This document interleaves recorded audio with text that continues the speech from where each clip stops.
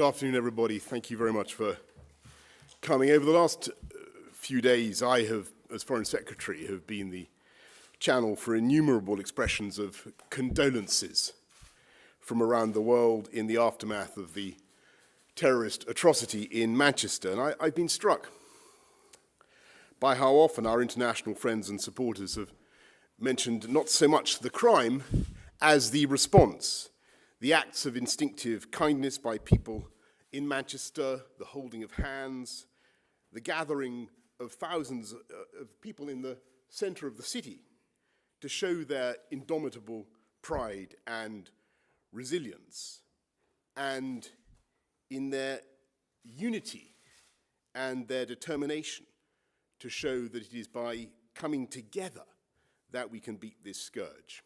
And so I think that the people of Manchester are showing the way for the world. And we've seen again today what's happened to innocent people in Egypt as a result of this challenge that we all face, this affliction that we all face together. And that's why I'm so grateful to Rex Tillerson, US Secretary of State.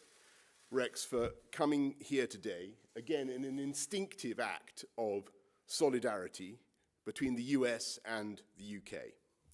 We've talked about all sorts of things today at lunch, as you would expect, a wide range of issues: Syria, relations with Iran, the DPRK, North Korea, the vital importance of the work we do together across such a range of fields, including, of course, intelligence sharing. And around the world, you will find the US and the UK facing the same problems together and defending our ideals together. We defend democracy and the rule of law, our values and our freedoms, not just because they are ours, but because they are universal. And if the world community can unite, I think, in the way that the people of Manchester have come together and united, then I think together we can prevail and we will prevail. Rex, your visit here today is an important sign of the closeness and the harmony of our cooperation. Thank you very much for coming. Well, thank you, Boris, and good afternoon to all of you. I am here today in Great Britain on behalf of the American people. I can tell you that all across America, hearts are broken. They're broken at the very thought of the loss of life, of loved ones, the injured, the effect it has on their families. And I know that we share that grief with the rest of the world as well. And please know that all of America's prayers are with those who have lost loved ones and those that are injured for speedy recovery. You know, for all of us, life will go on. But for those families, there will be forever a void in this world that will never be filled, and they will have to live with that. And so we pray for their comfort, and we pray for their healing, both physically and emotionally. The British people are renowned, however, for their strength in times of darkness, and we all know that. And they will not be broken by terrorism, and we know this. Even as our ally and friend mourns, the fires for justice burn very hot in all of our hearts. We will drive out the terrorists and the extremists. As President Trump said earlier this week in Saudi Arabia, we must drive the extremists out of our communities. We must drive them out of any country that would provide them safe haven, and we must drive them off the face of the earth. ISIS's decision to target a concert full of children shows their intentions are not authored by God. ISIS worships death.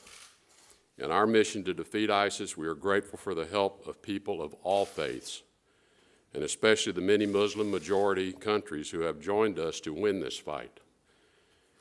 Every priest, every reverend in every church, every rabbi in every temple, every imam in every mosque must condemn the souls of those who carried out these attacks and any and all who would assist them, and must condemn the soul of any who would consider carrying out such attacks in the future.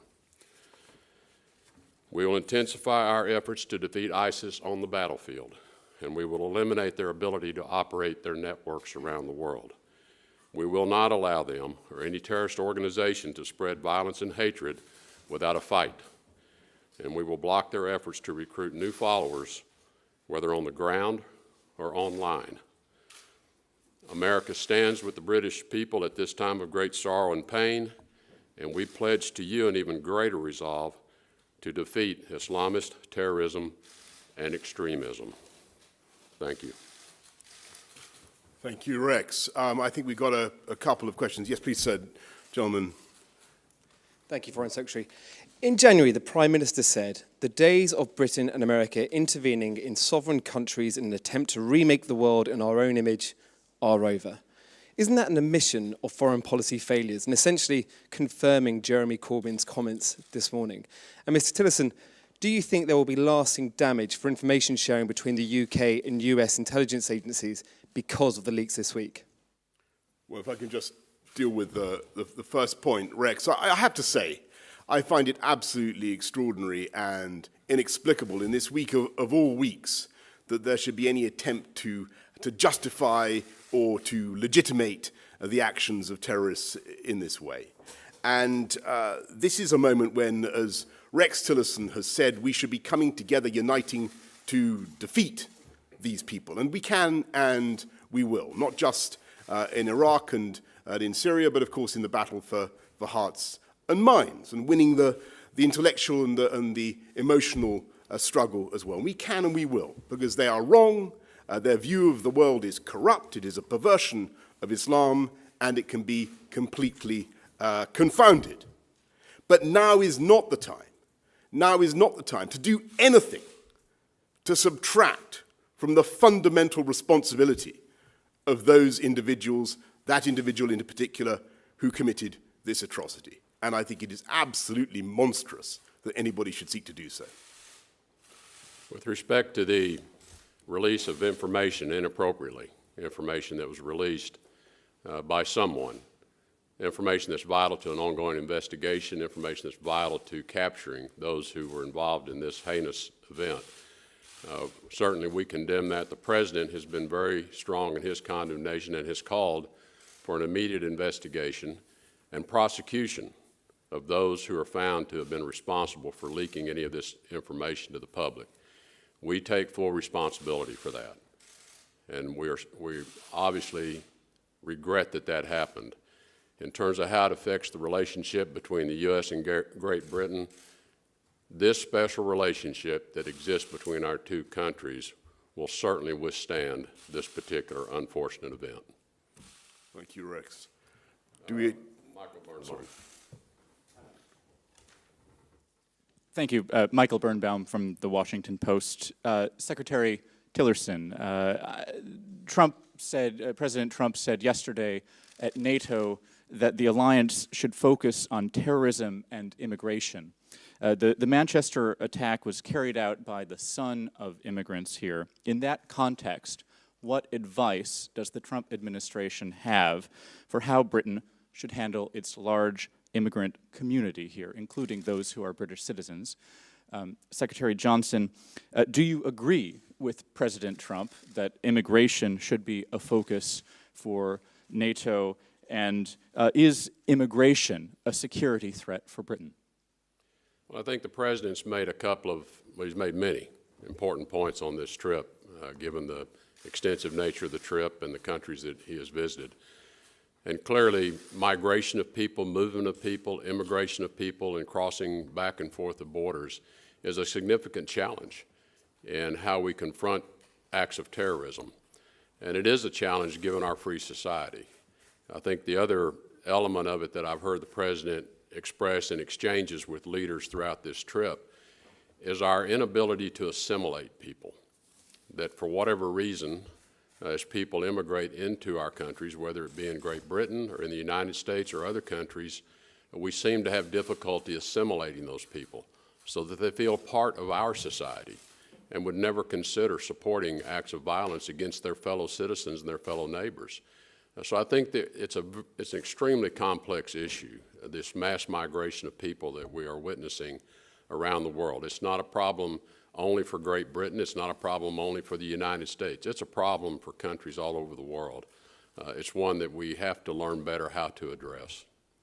Well, Michael, I just think there are two elements to your question. I mean, the first is about mass migration and the role of NATO in helping to solve that. I certainly think NATO can have an important role in trying to address the big movements of people that we're seeing at the moment coming up from the southern Mediterranean area. Clearly, that's putting a lot of pressure on Europe, and it's something that the UK is in the lead in trying to help with. I certainly think NATO has a role there, and I think the President is right in that respect. I also think that one thing that on the second aspect, the US and the UK are countries that in many ways are built on immigration. And America is a fantastic country and economy that has thrived and prospered by the Statue of Liberty holding out its beacon to the world. And that's been an inspiring message for generations. And in our own country, we've had very successful integration over many decades, and we can achieve that. You may not know, my great-grandfather was a Muslim, and he came to this country. Indeed, he came to Wimbledon in the early part of the last century. And, you know, there you go. I went on to become the Mayor of London and indeed Foreign Secretary. So integration is possible. It's what we should aspire to. It's what we can achieve. And I think if you look at the American Commonwealth, you look at what's been achieved there, you look at the success of London, I think that's what we should be aiming for. But I'm not going to pretend to you that every individual in every community feels as well-adjusted as they should. And that is something that we need to work on together. But I'm certainly not going to abandon the goal of trying to get people to identify and to love the country that they come to. That is the most important thing. When people come to this country, they have to become British. And if they're going to live here and they're going to work here, they must become part of our society and espouse its values. That's what we believe in. Thank you, Boris. Thank you.